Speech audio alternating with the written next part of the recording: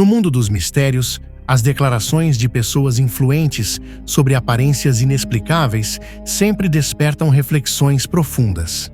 Quando cientistas, pilotos ou líderes mundiais mencionam visões ou experiências enigmáticas, suas palavras ganham peso e ampliam o debate sobre o desconhecido. Eu me chamo Hélio Tavares e esse é o nosso canal de mistério. Mas antes de iniciarmos o vídeo, que tal inscrever-se em nosso canal deixando ativado o sininho? Não esqueça aquele like maneiro para fortalecer nosso trabalho. E coloque sua mente para funcionar deixando um comentário abaixo.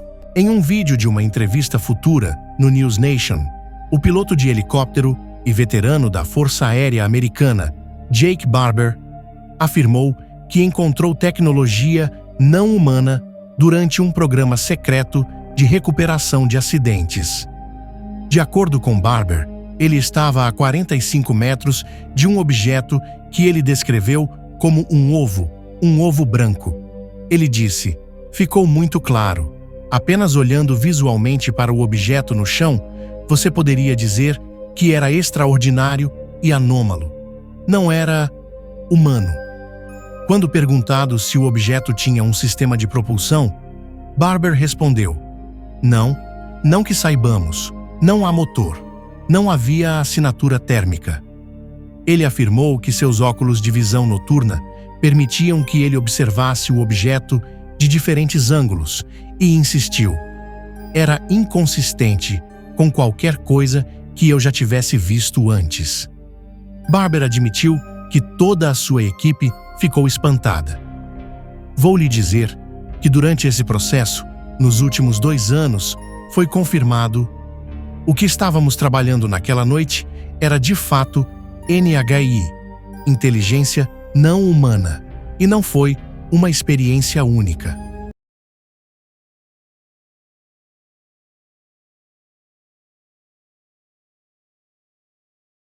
O cineasta emitiu um alerta sobre uma suposta fraude governamental, uma alegação de que uma nave extraterrestre se aproximará da Terra em 2027.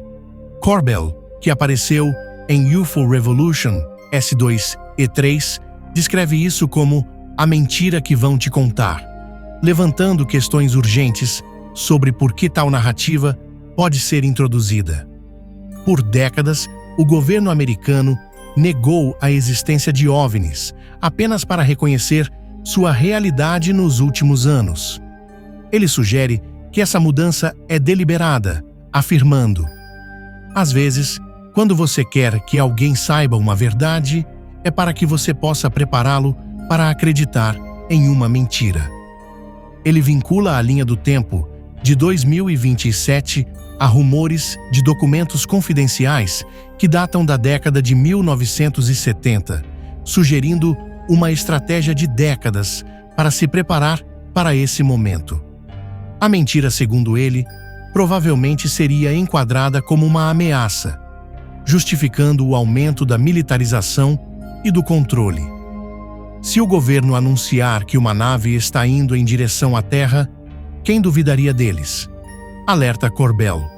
Essa narrativa pode remodelar as prioridades globais, de orçamentos de defesa a liberdades civis, sob o pretexto de sobrevivência.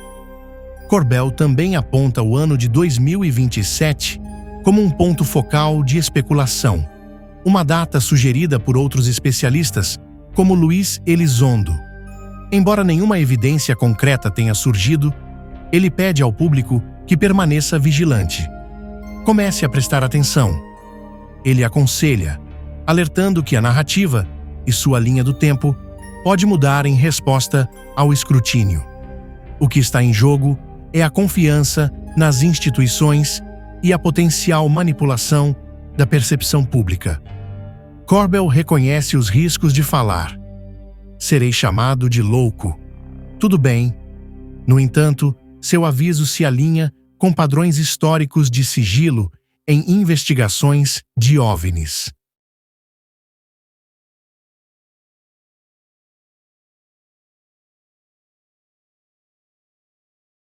Você deve ter ouvido falar muito sobre OVNIs ultimamente.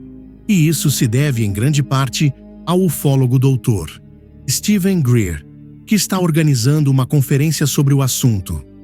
Várias pessoas foram convidadas a compartilhar suas ideias como parte de um evento transmitido online, no qual Eric Hacker descreveu o Polo Sul como um centro de controle de tráfego aéreo para alienígenas. O teórico fez algumas afirmações bem absurdas na conferência, mas a discussão sobre a estação Polo Sul, Amundsen Scott, foi a mais significativa. Hacker afirmou que em 2010 a Raytheon, o conglomerado aeroespacial e de defesa dos Estados Unidos, o escolheu para ser contratado no centro de pesquisa, operado pela Fundação Nacional de Ciências dos Estados Unidos. Segundo Hacker, havia muito mais na estação do que se podia ver à primeira vista. Ele afirmou que a estação, na verdade, operava como um centro de controle de tráfego aéreo. Para OVNIs, se comunicava com naves exóticas, enviando raios de neutrinos para o espaço. Hacker foi além ao falar sobre módulos ópticos digitais, enterrados a 1 milha abaixo da superfície sob o gelo. Ele alega que eles foram enterrados para detectar interações de neutrinos, sendo profundos o suficiente para não interferir nas leituras de radiação. Ele também disse que viu pessoalmente um poderoso laser verde, apontando para o cosmos. Isso aconteceu depois que um denunciante que alega que o governo americano vem realizando pesquisas de recuperação de OVNIs em segredo, disse que os OVNIs foram responsáveis pela morte de humanos.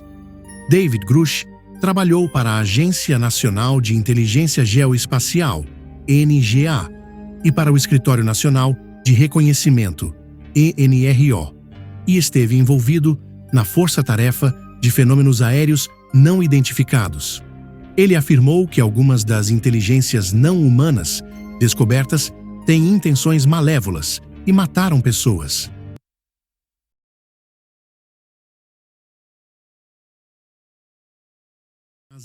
Teve um encontro próximo com algo que ele não conseguia explicar enquanto pilotava seu hidroavião em 2023. Tiao, que voou em 3 missões de ônibus espaciais e também serviu a bordo da Estação Espacial Internacional por vários meses como comandante da Expedição 10, deixou a NASA em 2005 e desde então se tornou um empreendedor de sucesso, palestrante motivacional e consultor de engenharia no setor privado. Na época em que o avistamento ocorreu, ele estava voando em seu hidroavião particular de 4 lugares sobre o Texas quando observou o que descreveu como 2 esferas perfeitamente lisas a uma altitude de cerca de 2.700 metros. As esferas estavam situadas a aproximadamente 6 metros de distância dele e tinham 1 metro de diâmetro. Não vi nenhum meio visível de propulsão, então não sei o que seria, disse ele ao New York Post em uma entrevista. Você tem que ter um motor a jato, ou uma hélice, ou algo assim. Não havia nada ao meu redor, além do Cabo do Texas, a 9.000 pés, neste plano de voo por instrumentos, e de repente, essas coisas apareceram. Eles estavam se movendo quase na mesma velocidade que eu na direção oposta, cerca de 100 a 150 km por hora. Se um avião passasse por mim tão rápido, eu sentiria seu rastro. Ele teria perturbado o ar ao redor do meu avião. Tiao observou que os objetos se assemelhavam a um que ele tinha visto em uma imagem capturada por uma câmera sobre o Iraque que tinha sido investigada pelo Escritório de Resolução de Anomalias em todos os domínios, a ARO do Pentágono. Foi nisso que me fez pensar. Ele acrescentou. Eu me pergunto se isso é a mesma coisa. Você pode ouvir Tiao descrever seu encontro sobre o fenômeno recente dos drones.